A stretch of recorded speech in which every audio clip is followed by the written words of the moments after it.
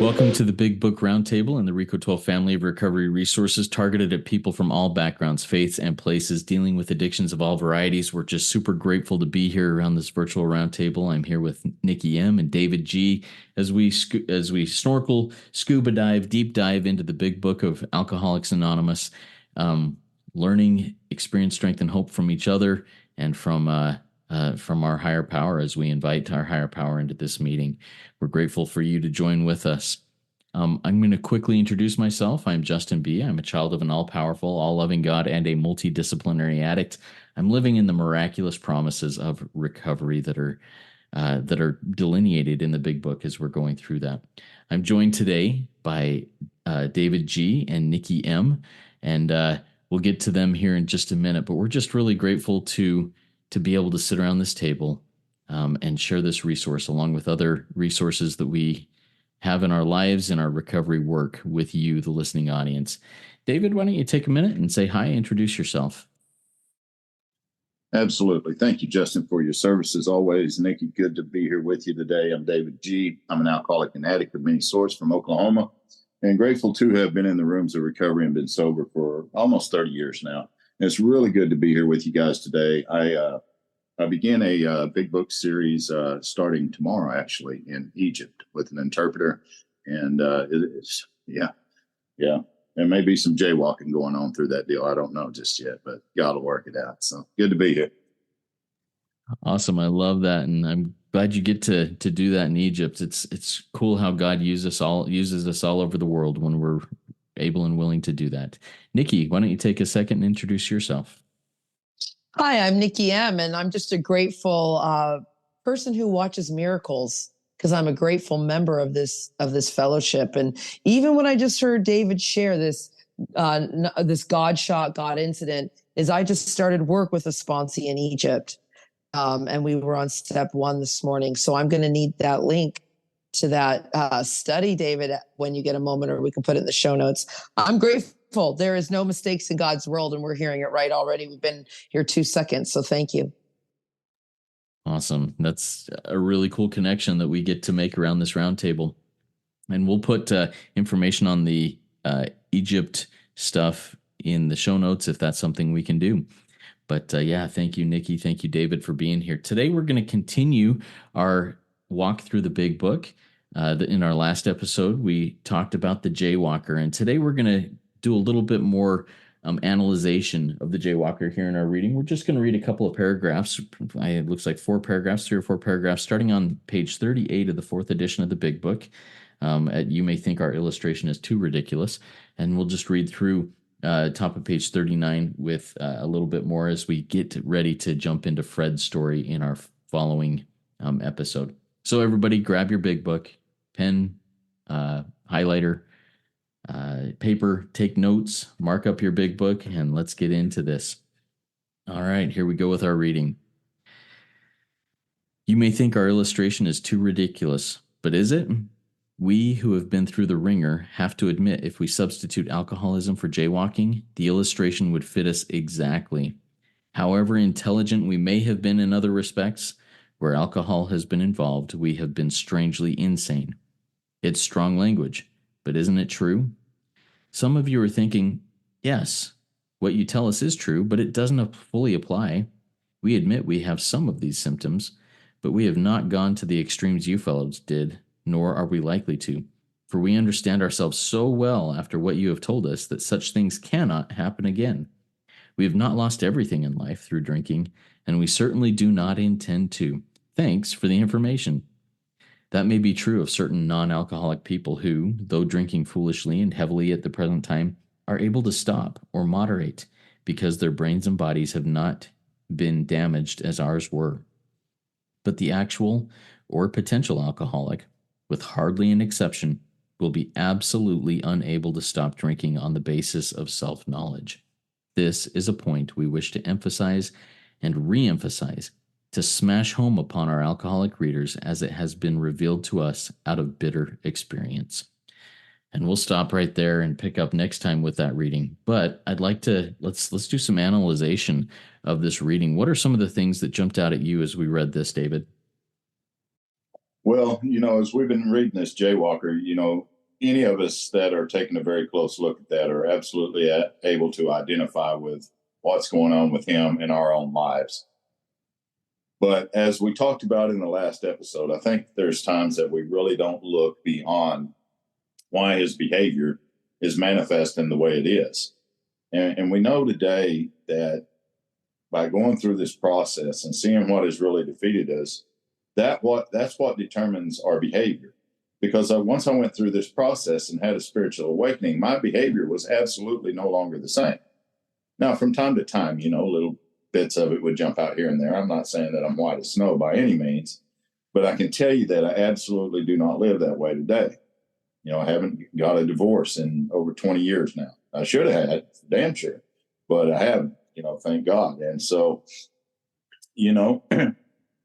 I like where you started off. It said, some of you are thinking. Damn, that's dangerous, especially what he's about to say we're thinking. What you tell us doesn't fully apply. Why would I think something like that? If hundreds of experiences have showed me over and over and over that my life goes to ruin every time that I participate in active addiction, why would I think what you're not telling me doesn't fully apply? One, I don't trust you. Two, I don't believe. So what we're recovering from here is behaviors, feelings, concepts, trust, beliefs. And so that's why I wouldn't think that. But what I come to learn is it's not me doing that thinking. It's a thought process that is coming to me from self. And I know you hear us talk about that stuff a lot, some of you there, and may not fully understand that. Self is not an entity. It's an activity of the mind. And when I believe and I think a certain way for so long, that becomes true, whether it's true or not. Hell, that's insane for me to believe or think that way. But I don't know any different because I've done it for so long all through my life. And, as you read this, you can pick the words out yourself, especially on that second paragraph that you read. This may be true of certain non-alcoholic people who, though drinking foolishly, which is mentally, and heavily, which is physically at the time, are able to stop and moderate. I see people able to do that even in the rooms. I see them come in, be able to moderate, get up to the podium, tell stories, go to the fellowship day after day after day, and they're okay. And that's good. They're living a better life. There's no doubt. But I die from that kind of stuff. I can't sit in those rooms and do that. I tried it for so long, and I just became so sick in Alcoholics Anonymous that I was dying. But the actual or potential alcoholic, with hardly an exception, will be absolutely unable to stop on the basis of self-knowledge. And I think right there it is, that little s. For me, it's better to have knowledge of self than to have self-knowledge, because I promise you, in 25 years, when I hit an emotional bottom and came back through this work, I knew the Big Book very well. I had Charlie, from Joe of Charlie, as a sponsor, so I had great insight to the Big Book. Always have, thank God, because it came to better my experience as time went along. But if I keep trying to live on yesterday's miracle, then I'm missing the one for today. Yesterday's miracle is not sufficient for today. That's something that I used to always say in the rooms, and it's absolutely true. I need a new experience today. And so each day should be a new experience. So as we move through this book and we begin to recover from our beliefs, our concepts, our ideas, our feelings, and all of this different stuff, then like Dr. Jung said to Roland Hazard, a new set comes in and completely begins to dominate them. I no longer think the things that I once thought. I no longer believe the things that I once believed. I don't believe that I can play around with lust today. I don't believe that I can break promises to my wife and have conversations with women I shouldn't be having, which is not a big deal as long as I don't have to keep it a secret from her. But if I start keeping those secrets from her, then I fell back into the belief that, hey, it's going to be okay. I'm just going to help this person get through the steps, get through the book. They can recover and help other people and do all this and do all that. And next thing you know, I'm caught up in my illness. And where did it start? It started with belief that I can do this if only. And for me, that's very deadly. So this is what this shows over and over and over to me. Gosh, what a powerful, powerful story in the Jaywalker. Most people read right through that and just say, I don't really relate with that, and just move on to more attractive parts of the book. But for me, the Jaywalker is very important. I think I need to definitely take a close look at the Jaywalker the way that we have here over the last couple of episodes. So I'm excited to hear from Nikki, and I'm really grateful to be here today, Justin. Thank you. Thank you, David. I appreciate that. I got a question written down that I'm excited to ask you about and dig deeper into. So, Nikki, before we get to the question I have for David, why don't you tell us a little bit about what you pull out of our reading today? Well, just so much. I mean, as I said, I think in the last episode is that I am the Jaywalker. I think everyone I know is. It's the insanity of doing the same thing over and expecting different results. And I love that they use, substitute alcoholism. The book just repeats itself. It talks about it in Two Wives, about, how we are as animals on a treadmill, is what it says on page 107. We have patiently and wearily climbed back, in exhaustion, each futile effort to reach solid ground. I mean, we're on a treadmill, the wheel of misfortune over and over. And then again, like we enter into the final stages of sanitariums, hospitals, jails, delirium. Death is near. It doesn't matter. It's a family disease. So I love talking about this disease of alcoholism without even picking up a drink. It affects everyone and everything, if you ask me, the entire planet. And when it says, yes, what you tell us is true, but some of it doesn't fully apply. And I love, we read it on page 22, where our behavior patterns vary. People get to the podium and you'll hear them say, look for the similarities, not the differences. Well, that's why I love being at this roundtable, because we don't really talk much about the addiction. We talk about, as David always brings us into, is the self, this idea of getting rid of self. And so it does fully apply to every person I know. If you admit even you have some of these symptoms, even if you have a few of these symptoms, it's crazy. And I love how they talk about, self-knowledge. Most people I know in the rooms are geniuses. I mean, really, even sitting at this table, you guys are people with addiction and alcoholism are so intelligent. And I want to be around these people when they are doing what we do, which is seeking God, seeking this power.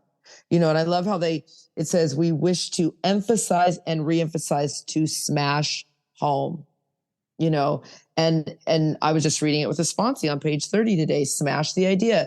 Not that you can't drink like other people. Yeah, I found him in Cocaine Anonymous. You can't do drugs like other people. You can't think like other people. See, we don't get to get angry anymore. I asked him, how do you blot out the consciousness of your existence now without alcohol and drugs? And, as I broke it down more to him, my friend in Egypt, language barriers and all. And, it's things like, overworking, so small, so cunning, baffling, all powerful. How are you doing these things? Are you smashing not just the idea that you can't do what other people do, but that you have the most powerful God in the world, that you're laser designed. You're not like anyone on the planet. Because in this program, we get to pick the God of our understanding. And once we get armed with the facts about ourselves, this is what this is all about, getting armed with the facts, and about even the self-knowledge about, where I get a lot of self-knowledge is here, sponsoring. My line out says, sponsoring helps see what I cannot. Because through sponsoring, especially when you are coming, like the three of us at the table here, we sponsor all addictions and afflictions. I think that's what we do. We do all of them. And I may need to refer someone on heroin, right away, Justin. That may not be yours and my forte to get them off the heroin. But trust me, once they're off the heroin, other things are popping up. And so I get more, armed with the facts by sponsoring. So I want to encourage everyone else on here too, is listening. You must sponsor, so more will be revealed to yourself and about yourself, others, this family disease of alcoholism, your thinking, yourself. This is radical. I can't leave here. I'm just like there's so much to talk about, because my brain is exploding going, I'm super smart. It's not going to help. I need this. Thank you, Nikki. Got these questions down for each of you. First one, David, and we've touched on this before in this, and we will be touching on it a lot as this comes on. You even mentioned, we talk a lot about this self, and those of us out here, even those of us in this seat, maybe aren't grasping completely this concept of self and what that looks like. In fact, David, you said self is not an entity, but an activity of the mind. Why don't you dig a little bit deeper on that and try and illuminate my mind, because I'm trying to put my grasp this also too. Yeah, it's very cunning, baffling, and powerful to wrap the mind around that concept.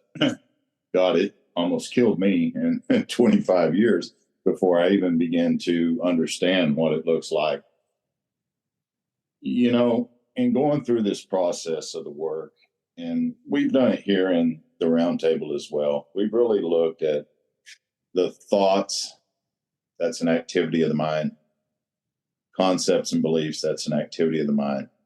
But if you want to dig a little deeper, I need to look at where that started.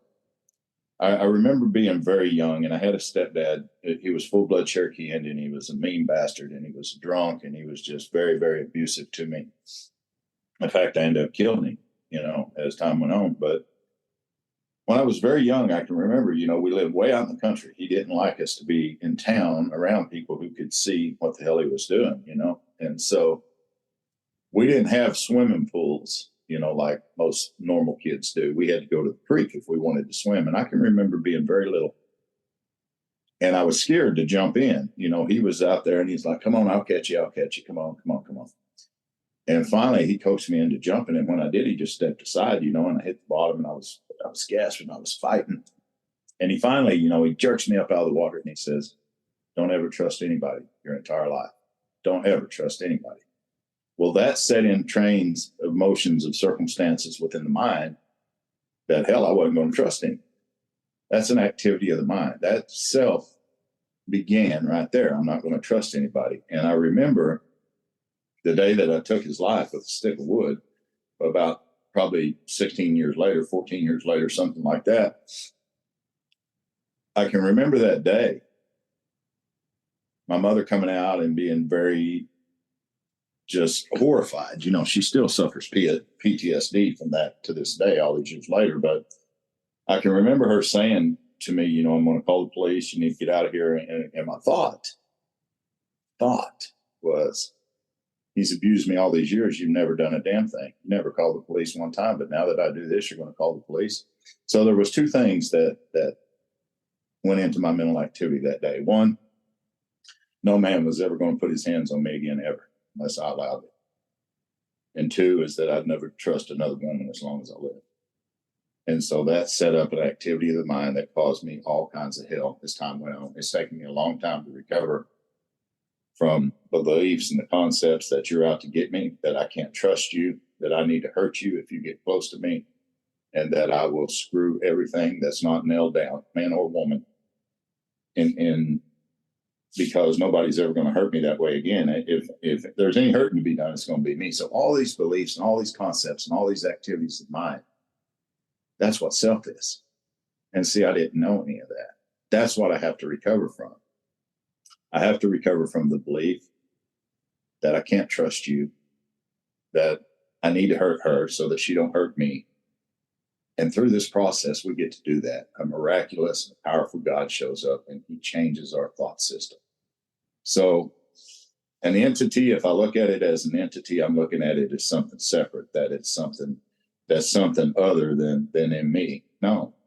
Through this awakening, the only thing that has changed is my thoughts, my beliefs, my concepts, my attitude. And as a result of that, my behavior is completely different today. The miracle isn't that I haven't drank whiskey and I haven't lusted this morning, slept around with other women. The miracle is, hell, I haven't even wanted to.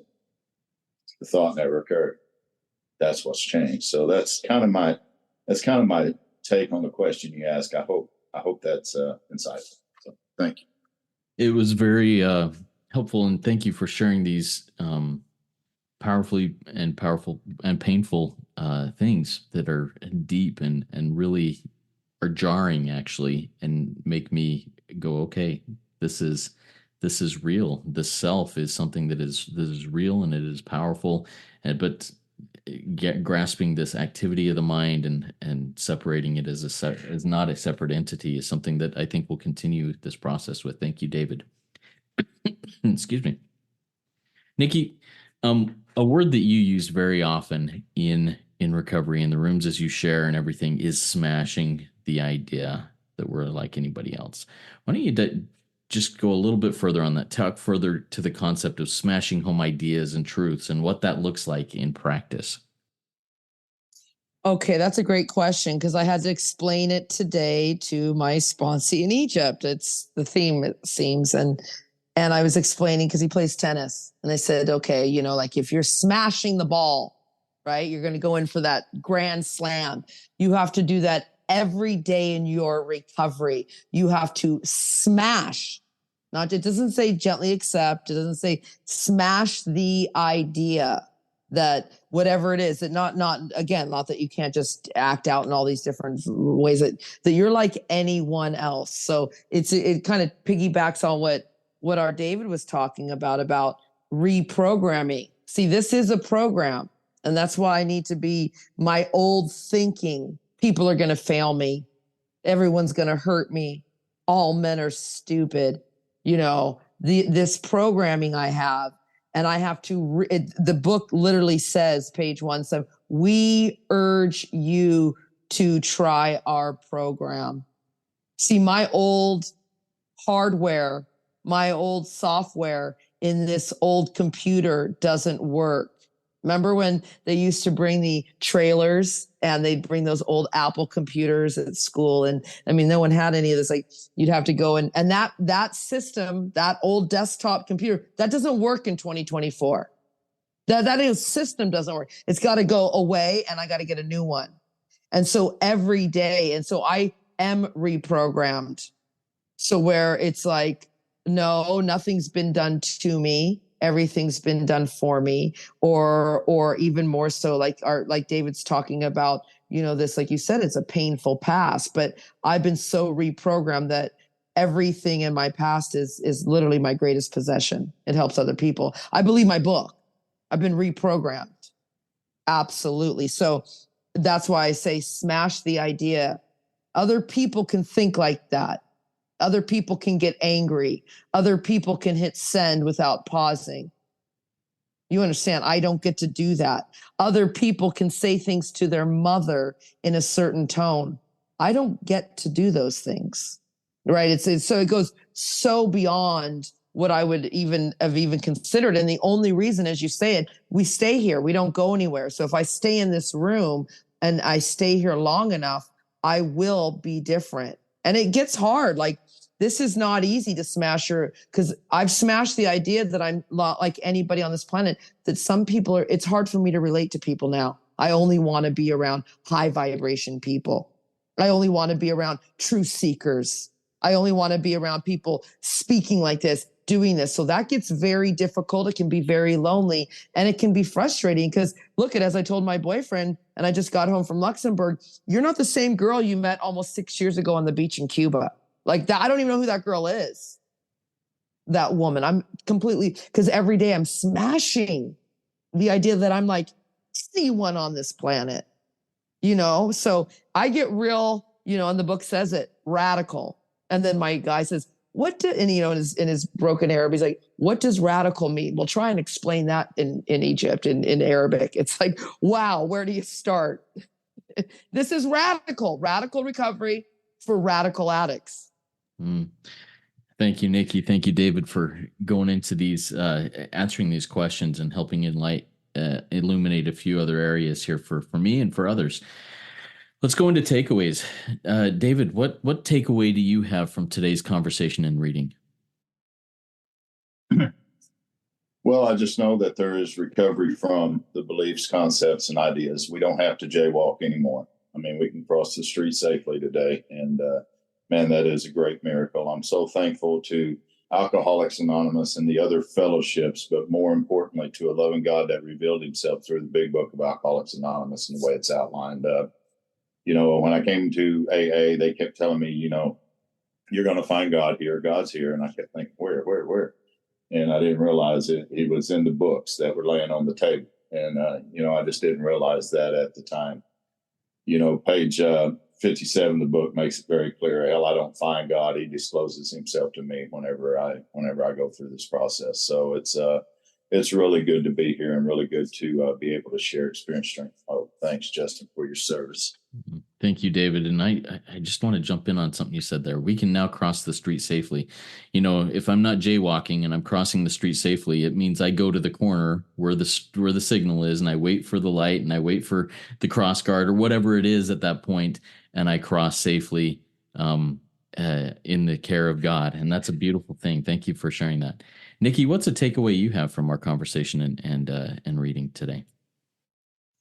That all the knowledge, self-knowledge in the world, all the beauty, all the money, all the fancy bells and whistles, or the not bells, all of it, no human aid is going to help me. This is really the destruction of everything you've ever known. And you have to every day do it every day, because we're all smart and pretty people at this. You can't see us, but we're smart and pretty people out there listening.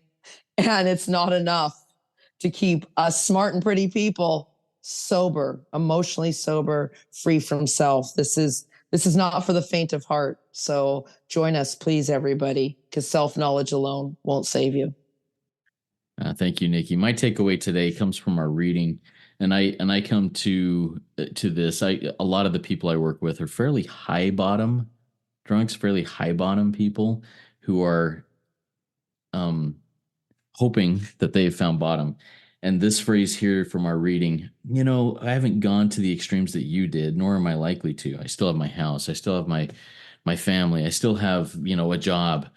One of the biggest concepts that really woke me up from my stupor and my slumber in addiction was the concept of yet. And that's my takeaway today.